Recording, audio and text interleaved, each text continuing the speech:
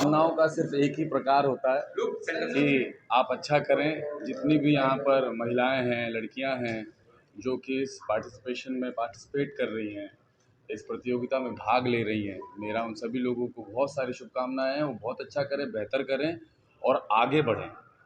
और आपको लगता है कि एक बहुत बड़ा प्लेटफॉर्म हो सकता है महिलाओं के लिए आगे, जैसे और भी करियर्स खुल जाते हैं, जैसे कि मॉडलिंग या फिर एक्टिंग में भी? डेफिनेटली जब औरतें घर से बाहर निकलती हैं और किसी भी क्षेत्र में प्रवेश करती हैं, वो मॉडलिंग हो, अभिनय हो, वो बस एक एक कदम बढ़ाने की बात है और एक कदम के बाद एक हाथ रखने की बात है। वो जैसी चीज़ें होने लगती हैं, सारी चीज़ें बेहतर होने लगती हैं, सुंदर होने लगती हैं और बहुत अच्छी होने लगती हैं।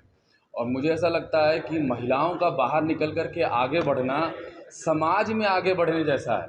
अगर हम बनना चाहते हैं बड़ा, हम बनना चाहते हैं विकसित, हम बनना चाहते हैं ग्रेट, हम बनना चाहते हैं महान, तो महिलाओं का बाहर निकलना, और सिर्फ मॉडलिंग के क्षेत्र में नहीं, हर क्षेत्र में, पर ये है उनमें से एक क्षेत्र है, तो मैं ऐसा कहूँगा कि यहीं से ही आसमान को जीता जाए।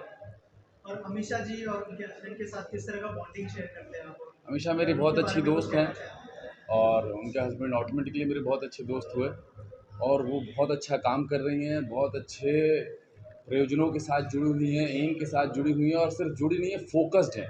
तो मुझे ऐसा लगता है कि जब आप किसी क्षेत्र में किसी काम के प्रति फोकस होते हैं तो उससे अच्छी कोई बात नहीं है। और सर, कुछ अपकमिंग प्रोजेक्ट्स के बारे में अगर? मेरा अभी दूरदर्शन में, जैसा कि आप लोगों को शायद ज्ञान हो, प्रतीत हो, कि दूरदर्शन रिवैम्प हो रहा है, स्टार्ट हो रहा है दोबारा से, अच्छे लेवल पे बड़े बड़े शोज़ आ रहे हैं। तो उसमें मेरा एक शो आ रहा है जिसका नाम है जय भारती, जिसमें मैं जय की भूमिका में हूँ और जो देशभक्ति से ओतप्रोत है और जिसमें हम लोग कैसे देश की सेवा करें, सैनिक बन के, आर्मी में जा कर के, कुछ ऐसी भावनाओं से ओतप्रोत एक सीरियल आ रहा है जिसका नाम है Jai Bharti. Thank you sir, thank you so thank much. You very very much and all the best, love you all. Ladies यहाँ पर खड़ी हुई। First of all, good evening everyone and पूरी मीडिया को मेरा नमस्कार। Thank you so much for coming and giving this opportunity कि आज हम आपको अपनी पहचान बताएं और इस शाम के बारे में थोड़ा सा रूबरू कराएं। So my name is Amisha Chaudhary and I'm the founder and director of Diadem Pageants, and we have been organizing these beauty pageants and celebrating womanhood since 2018, and this is our state level edition which is called Miss and Mrs. Maharashtra 2022. And I am very lucky to have, standing in between beautiful ladies on my left and right. So I would like to introduce my queens. So we have Saili Sawant starting onto my right. She is Miss Diadem India 2021, second runner-up.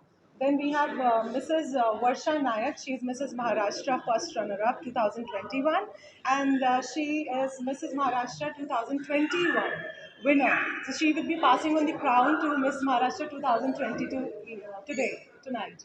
And we have Mrs. Srishti Singh with us. She is Mrs. India Legacy second runner-up 2020. Then we have our darling Dr. Archana Chaudhary. She is Mrs. India Legacy Classic 2020 winner. Also, she is the only Indian to win on 8th position in top 10 out of 110 contestants at Mrs. Universe World Finals, which happened in South Korea in July.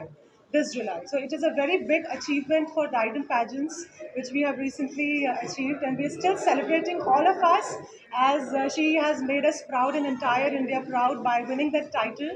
So she came back with Mrs. India Perfections title, and yes, here we are to pass on the legacy to the next queen today, as Diadem organize beauty pageant on national level and on state level also. That's why we all are here at Mumbai celebrating Maharashtra today. And also we have one special pageant coming up for Miss category on national level very soon. So yes, thank you. Okay, so एक एक करके मैं सबसे जानना चाहूँगा आप लोग कितने एक्साइटेड हैं आज के दिन के लिए, और जो कंटेस्टेंट्स हैं उनके लिए क्या? My name is Yashika Dhole and I'm Diadem Mrs. Maharashtra 2021. बहुत बहुत ज़्यादा excitement है. Excitement is at the level where I can't even explain. My experience, my journey was beautiful, more than what I ever expected it to be like. So I'm sure जितने contestants हैं बहुत मेहनत कर रहे हैं, and I'm very happy to see all the finalists. They're very talented, they're gorgeous, and I really want to wish all of them they have a lot of enthusiasm, so just like we did. So yeah, looking forward to an amazing event and looking forward to crown the next queen. Coming event 2022 where this crown is going to be the next queen. That will be the awesome day where I can recall my memories also.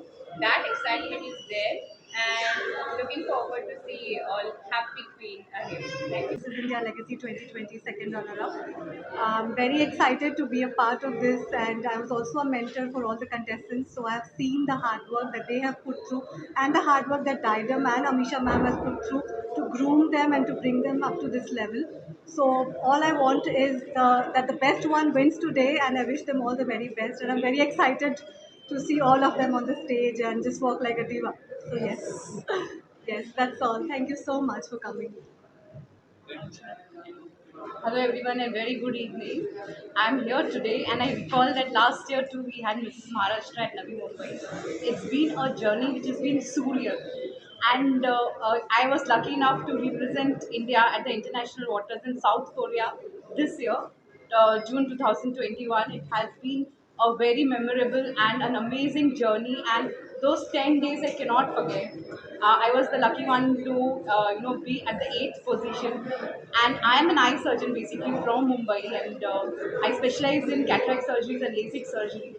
So my association with Diadem since I think post COVID has been such a memorable journey that Amisha ma'am has been a mentor and now more like a friend to me, like a family to me, and she's been there guiding all of us. I'm sure today's beauty queens are going to make Diadem more proud on national level as well as international level, and all the best to them. Thank you. Amisha जी आपसे जानना चाहूँगा ये जो pageant है उसको कौन से level तक आप लेके जाना चाहते हैं, थोड़ा सा उस बारे में बताइए। और आज की नाइट में जो क्वीन बनने वाली है उनके लिए क्या क्या क्या नए रास्ते खुलने वाले हैं आज के दिन।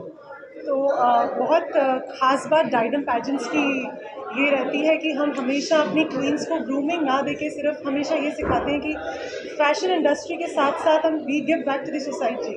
तो हम पैरेलली दोनों चीज़ बैलेंस करके रखना चाहते हैं, क्योंकि जब क्राउन सर पे होता है, जब ताज सर पे होता है, तो एक सोसाइटी की तरफ छोटी सी रिस्पॉन्सिबिलिटी बन जाती है कि उन लोगों को वो चीज़ें कुछ रिसोर्सेज दिलवाना या कुछ ऐसी बातों पे ध्यान देना जो कहीं ना कहीं नेग्लेक्ट होती है। तो एक आइडेंटिटी बनने के बाद ये प्लेटफॉर्म बड़ा एडवांटेज देता है कि आप एक ऐसे शख्स बन जाते हैं कि जहाँ पे जब आप कुछ भी बोलते हैं या आवाज़ उठाते हैं तो वो सुनी जाती है, तो आप एक ऐसी शख्सियत बन जाते हैं। तो वैसे ही हम अपनी ब्यूटी क्वींस को इतना ग्रूम करते हैं कि वो आगे जाके और लोगों को इंस्पायर करें। और जैसे कि हम सभी जानते हैं कि डाइडम पैजेंट्स मासिक सत्या पर काम करता है पिछले 5 सालों से। वो एक मेंस्ट्रुअल हाइजीन इनिशिएटिव है, तो हम लोग मेंस्ट्रुअल हाइजीन इनिशिएटिव पे काम करते हैं, जिसके लिए अवेयरनेस क्रिएट करते हैं, स्लम्स में जाके बहुत सारे कैंपेन्स भी ऑर्गेनाइज करते हैं। So I think we are blessed कि हमें ऐसा प्लेटफॉर्म डेवलप किया जहाँ पे हम सभी वुमेनहुड तो सेलिब्रेट करते ही हैं, लेकिन साथ के साथ उन टैबूज़ पे भी काम करते हैं जहाँ पे इंडियन वुमेन को परेशानी होती है। इंडियन कल्चर में कहीं ना कहीं कुछ ऐसे विलेजेस में, स्लम्स में कुछ ऐसे एरिया हैं जहाँ पे हम लोगों की बहुत ज़रूरत है, जहाँ हम पहुँच के, जैसे कि डॉक्टर अर्चना ने बताया, we have so many contestants, those are from different backgrounds. तो यही खूबसूरती है इस प्लेटफॉर्म की कि सब अलग अलग प्लेटफॉर्म से आते हैं और सब अपनी अपनी जो खासियत है यूज़ करके ऐसे लोगों को बेनिफिट करते हैं जिन्हें हमारी ज़रूरत है। तो